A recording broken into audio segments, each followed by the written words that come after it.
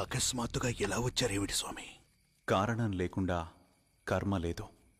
ప్రతి కర్మకి ఫలితం ఉంటుంది. ఆ ఫలితం మారడానికి రోహిణీ నక్షత్రం రోజు గుడిలో సుదర్శన హోమం జరిపించండి. సరే స్వామి.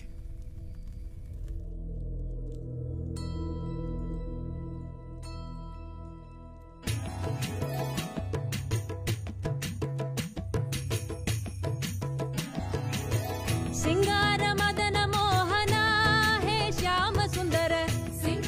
స్వామి, వీరు మీకోసం నమస్కారం. సింగార మదన మోహన.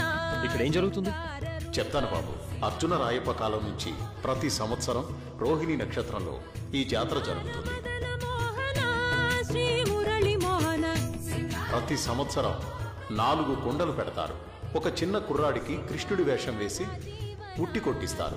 ఈ 4 కుండల్లో ఒక్క కుండలో మాత్రమే వెన్న ఉంటుంది. ఇది ఒక్క